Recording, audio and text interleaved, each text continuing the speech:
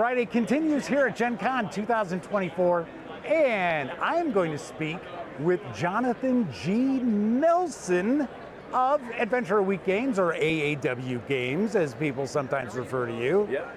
And we are going to talk about a few things, but first of all, good to see you. Hey, good to see you too. I missed you last year. Right, we were supposed to talk last year. I know. I got poisoned. By one of your henchmen, I know, but it was in a good way. Like, he was trying to make sure that I understood the difference between the poison condition and poison damage. So, you know. So you got both. I got both, but just a little touch of each, and then the cleric, you know, damn you, Tilo! Was able to do some restoration, right. And I was okay. So yeah. Sweet. So let's talk about a few things. Now, your most recent release, I believe, like major release, was Rultmork. Rultmork, yes. Which I reviewed. So let's talk a little bit about that. Sure. So, what is it about? It's an adventure, if you haven't seen the review. Yep, it's an adventure. The thing about Rultmork that's kind of interesting is I had written it originally and started playtesting it before COVID even happened, right? And in the adventure, it had to do with a plague and a lockdown and some things that happened in the past with all of it in this temple. And it was a temple to the goddess of water. So we now know who to blame for COVID. It was some kind of an accidental, creation. No, I don't want to take the blame for that. No, thank you. No, I wouldn't think so. But no. Anyways, Rultmork is about the past and the future. It's about flow and stagnation. It's about life and death. So it's about duality, basically. Right. And so it's looking at all these different elements. And so in a lot of stories, you go into an adventure, and the characters know little to nothing about where they're adventuring and what it is about this place and why is this place important, right? So part of what makes Rultmork different is a lot of the player handouts and things like that have murals. We have our own language. We have these different visual elements that you can give to your players, and the players can look at these.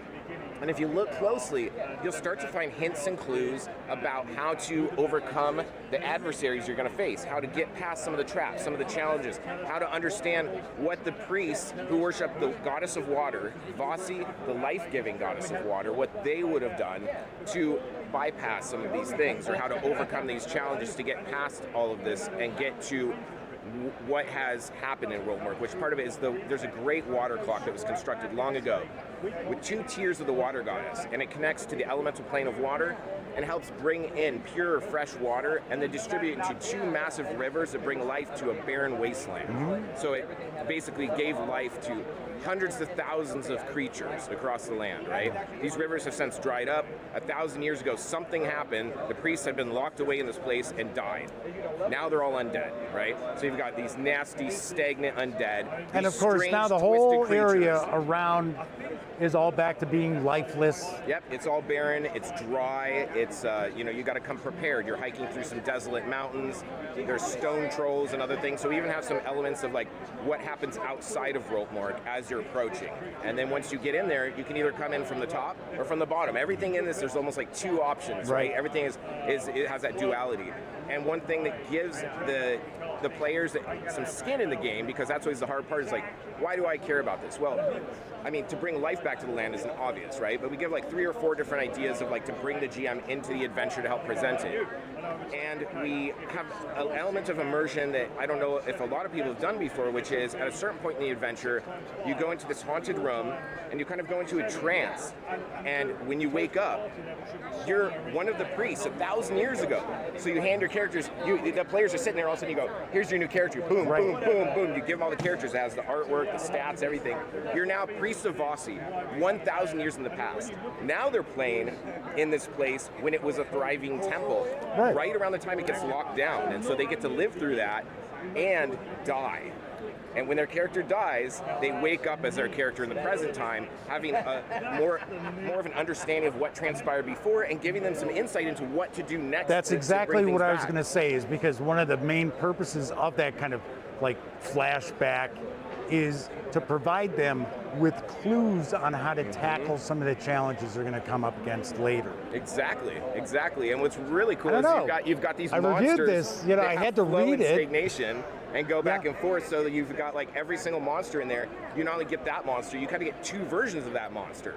And if you get the box set, you have pawns with 2 different versions. You have the blue one and the green one, and you have tokens, blue and green, for flow and stagnation. And it's a new mechanic that you can change things. So if something's stagnated and you need it to not be stagnating anymore, you can take a flow token, throw it in there, and boom, all of a sudden it starts moving again. Or if you need something to freeze, throw a stagnation token there, and boom, it freezes up, you know. And so that flow stagnation mechanic is present throughout the adventure, but also kind of tied into Rultmork. Once you go out of Rultmork, it's not like you're going to be popping up with flow and stagnation and stuff like that. So it's like something the GM can use in their game, and then when they leave it, they can leave it behind. So it's not like something that, you know what I mean? Because sometimes some people throw in mechanics. You're like, well, I didn't plan on having this in my house rules, you know. So this is something that a unique mechanic that is strictly kind of to this environment. So let's also talk about what's probably, at least to my knowledge, your biggest seller, and that is Rise of the Drow. It's huge. It's not only our bestseller, it is by far our bestseller, like off the charts. Like everything else is right here. Rise of the Drow, you know, it's like it's absolutely nuts how much people love this book. And I've reviewed that as well. People love this book. They absolutely love it. And I have to say, I can't just take credit for it. We've got Stephen Yeardley here from London. Who refused to be on camera. He doesn't want to be on camera, but that's okay. Not everybody wants to be on camera. But this is his first. He threatened me physically now. It's his first and potentially last Gen Con, so he's making an appearance here and signing books and even numbering them, because he said, well, this is book 100 that I've signed for only at Gen Con. So that's kind of cool. So make sure you get a copy before you leave. But yeah, Rise of the Drow is an adventure campaign setting bestiary all in one. It takes you from levels 1 through 15 all the way up through to 20 if you explore everything in the Underdark. And it's just got a plethora of content. You can play everything in that one book. It's 550 pages. Yes, it is. So I can't send it to places like prison programs because it could be used as a weapon. It's bludgeoning damage. Because I have used it as a weapon a couple of times. Yeah, or as a shield. You can use it as a shield. I mean, I'm not in prison. It can take an arrow. You know, I mean, it's pretty. I'm serious. It can take an arrow. Stop a bullet. I don't know about a bullet. Maybe a 22 caliber. Maybe 22. Maybe. Fired from like a half a mile away. Exactly. Yeah. I am not taking responsibility for anyone that gets injured. Bullets copies of Rise of the Drow. Kids, don't try this at home. Yeah, don't try this at home at all. Yeah, it is excellent. It is a fantastic campaign. One thing real quickly I want to mention about Rultmork is that it is not a mega dungeon, so it's not one of these situations where we're going to spend the next 3 years playing this, Jonathan. No, it is defined. It is a finite adventure, but it's got a lot of things going on, and it is a very challenging adventure for the players. It's very challenging. It is not nobody's for holding your players. hand. I'm not going to try and sell it to beginning player. No way. If there's people, I'm just getting started.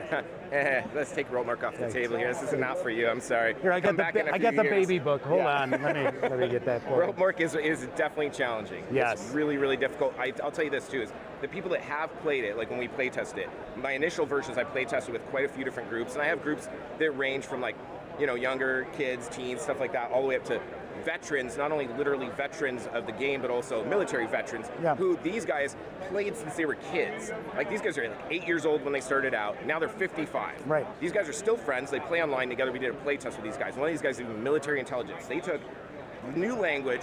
They created their own cipher. They basically deciphered it themselves. Figured out they reverse engineered a bunch of stuff, figured out an alternate way into the dungeon, and bypass half the adventure and just kick the doors down. And these guys blew my mind. I'd never seen anything like it. And I know there's other groups out there that can do this. And you're like, I gotta tweak this adventure now. Like this.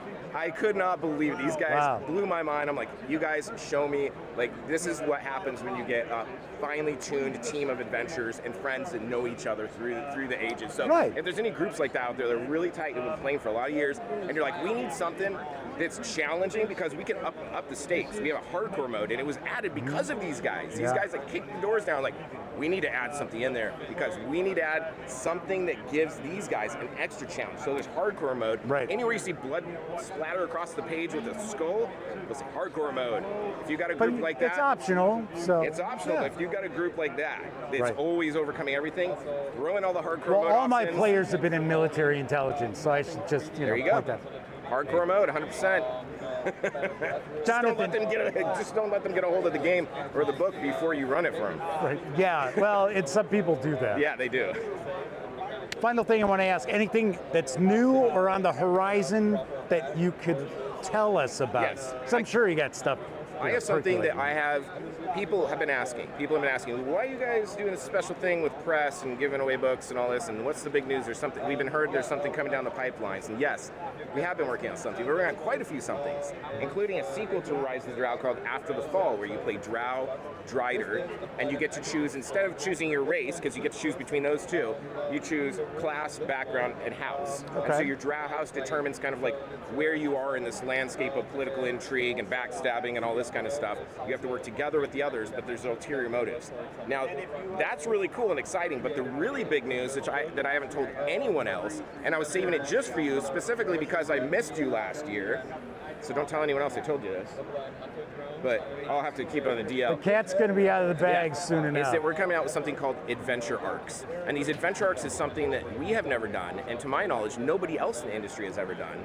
And I can't give extreme details about it, but I can tell you that it's coming soon. You're going to be starting to see some of this stuff appearing in probably the next month and a half. Oh, wow. AAW will start to put out some of this, and it's kind of a new way of not only playing adventures, but a new way for GMs to put together their adventures and customize them the way that they want for their table and their game. Because you always have the thing of, do I buy this book and run it as is? Do I try to raid some of this stuff, and how complicated is it to do so and all that, right? Or do I just homebrew everything? If you're like me, you kind of probably maybe do a little bit of both, sure, right? This plays to that. This allows GMs to get exactly what they want and omit the rest very easily without the extra impact on your wallet. So it's like a perfect way where and basically we created this out of needs that I found in my own games and in my friends' games and things like that, because sometimes you just need a few little bits and pieces, but you don't want to buy the whole book and dig through it for all this stuff. So this allows you to get what you need and leave out what you don't and customize it perfectly for your game in a really easy fashion. So Adventure Arcs is going to be coming up. Very nice. Really excited to introduce it. We have some of the best artists, the best cartographers, the best authors and developers in the industry working on this thing, and we've been working on a lot of this stuff for over a year and a half in secret, and I haven't told anyone. Everyone signed NDAs. You're the first person to know about it, and I'm doing that because I signed nothing. Because I owe it to you.